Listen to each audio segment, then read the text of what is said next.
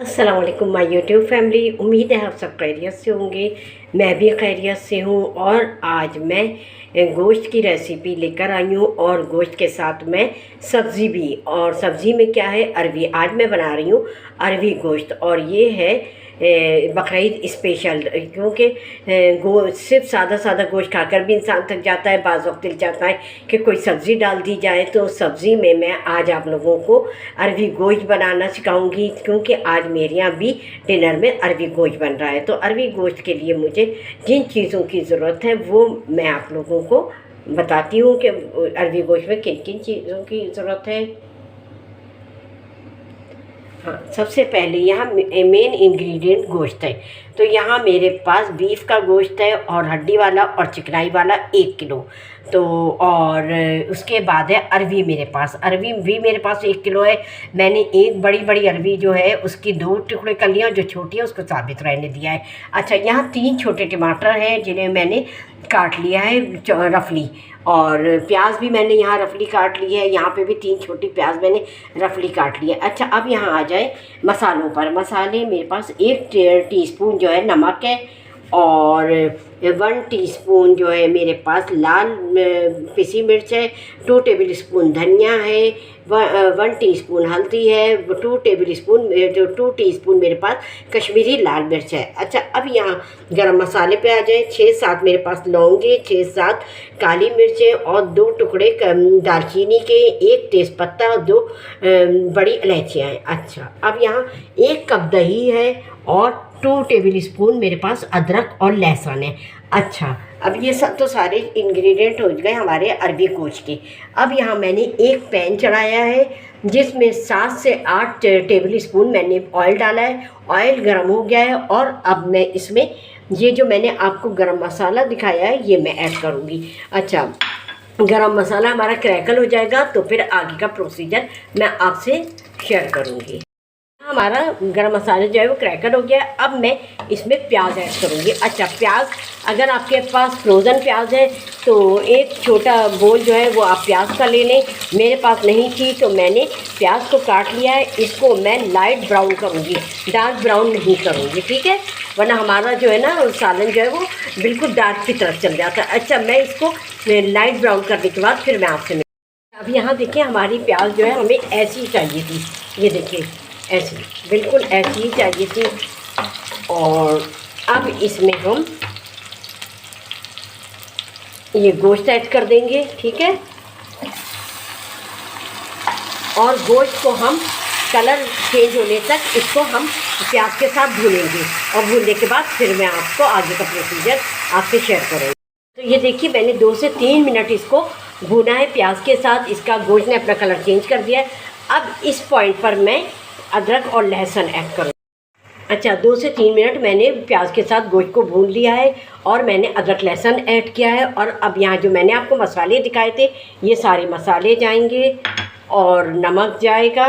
और नमक के साथ फिर मैं इसको 2-3 मिनट और भूनूंगी, ठीक है। भूनने के बाद फिर हम आपसे मिलते हैं। अच्छा, अब मैंने 2-3 मिनट मसालों के साथ भी भून लिया। अब मैं यहाँ इसमें दही ऐड करूँगी, ठीक है। ये मेरा बकरीद स्पेशल है, आप लोग ज़रूर बनाइएगा बकरीद में या डिनर में। बीफ में बनाएं या उस किसी भी, मतलब ये कि छोटे में बड़े गोश्त में छोटे गोश्त में, ये आप पर मुनहसर है कि दोनों में, बीफ और मटन दोनों में बन सकता है, ठीक है। अब मैं इसको भी 2 से 3 मिनट भूनूंगी। उसके बाद का प्रोसीजर फिर मैं आपसे दोबारा शेयर करती हूँ। अच्छा, यहाँ दही डालकर भी मैंने 2-3 मिनट और भून लिया। अब इसमें मैं टमाटर ऐड कर दूँगी, ठीक है। टमाटर ऐड करने के बाद मैं इसको चला दूँगी और इसमें मैं हमेशा आप लोगों को बताती हूँ कि पानी गर्म डाला करें गोश्त में गलने के लिए हमेशा, ठीक है। जब गोश्त पकाएं तो उसके पहले से पानी चढ़ा दें गर्म, और गर्म पानी में और तकरीबन मैं इसमें 4 कप पानी डालूँगी और इसको हल्की आंच करके और हल्की ढकना ढक के इसको इस पर वेट रख के फिर मैं इसको गोश्त गलने तक पकाऊंगी, ठीक है। अच्छा, अब ये देखिए मैंने गोश्त में पानी डाल दिया है गलने का और इसमें देखिए बॉयल भी आ गया। अब मैं इसे स्टीम को थोड़ा कम कर दूंगी आंच को और इस पर ढक दूंगी और इस पर एक वेट रख दूंगी कि गोश्त जल्दी गले, ठीक है। अब गोश्त पर मुनासिर होता है कि कितनी देर में गलेगा। मेरा तकरीबन 1 घंटा लगेगा गोश्त गलने में, तो क्योंकि मैं बिल्कुल हल्की आंच पे चढ़ाती हूँ। गोश्त गलने के बाद फिर मैं आपसे मिलती हूँ। हाँ, तो अब हम ढकना हटाकर देखते हैं कि हमारे जो है गोश्त गल गया या नहीं गला। और बीच में भी मैंने चेक कर लिया था, बस नहीं, ये देखिए माशाल्लाह से ये बिल्कुल ये गोश्त गल गया है। और अब थोड़ा सा पानी है, इसको हम चूल्हे को तेज़ करके इसको हम भूनेंगे। और भूनने के बाद फिर हम अरबी इसमें ऐड करेंगे आपके सामने। बीच में भी मैंने चेक कर लिया था, ठीक है। भूनने के बाद फिर मैं आपसे हाँ, तो ये देखिए मैंने गोश्त को भून लिया है और इसमें अरबी डाल दी है। अरबी डाल हाँ, तो ये देखिए हमारा जो गोश्त है और अरबी है वो भुन गया है। और अब मैं इसमें 1 गिलास पानी डालूँगी और अरबी को गलने तक पकाऊँगी, ठीक है। और जब हमारी अरबी गल जाएगी फिर हम आपसे आगे की रेसिपी शेयर करेंगे। तो आइए अब हम ढकना हटाकर देखते हैं कि हमारा जो है सालन वो अरबी जो है गल गई। मैंने बीच में चेक कर लिया था, बिल्कुल गल गई थी। और मैं आपके सामने भी देखें यहाँ पे ये देखिए,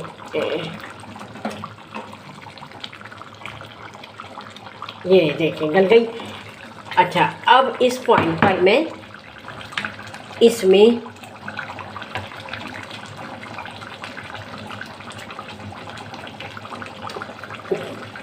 अदरक, गरम मसाला और भुना कुटा ज़ीरा मैं ऐड करूँगी, ठीक है।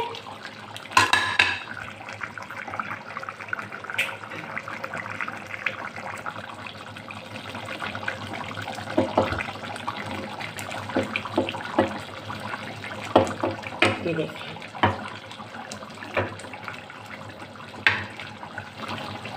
और इसमें हरी मिर्चें डालूँगी 4 से 5।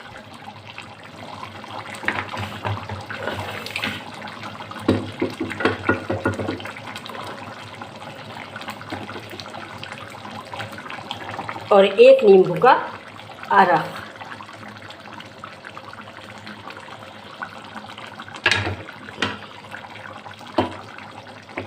और आँच को मैं कम कर दूँगी, बिल्कुल दम वाली आँच पे।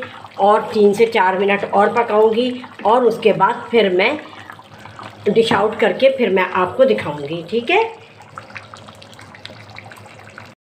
अब हमारा जो है सालन डन हो गया है और देखिए इसमें तेल सेपरेट हो गया है। अब मैं इसको डिश आउट करूँगी। उससे पहले मैं आपको बताऊँ कि इस रेसिपी को, अरबी गोश्त को ज़रूर फॉलो करें मेरी इस, और बहुत अच्छी बनेगी और ज़बरदस्त बनेगी। और मुझे फ़ीडबैक ज़रूर कीजिएगा कि मेरी रेसिपी से आपने अरबी गोश्त किस तरह बनाया। और उसके बाद वही जो मैं हर रेसिपी में कहती हूँ कि मेरे चैनल को सब्सक्राइब करें, बेल आइकॉन को प्रेस करें, लाइक करें, शेयर करें, और ताकि मेरी हर आने वाली रेसिपी आप सबको जल्द से जल्द मिल सके।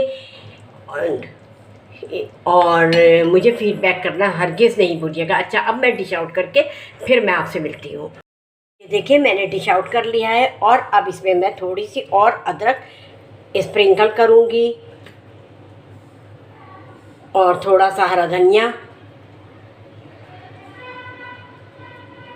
और इंशाल्लाह आप लोगों को ये अरबी गोश्त बहुत अच्छा लगेगा। ये मैंने बकरीद स्पेशल बनाया है। और आप लोग बकरीद में ज़रूर इस रेसिपी को फॉलो करें और मुझे फ़ीडबैक ज़रूर कीजिए।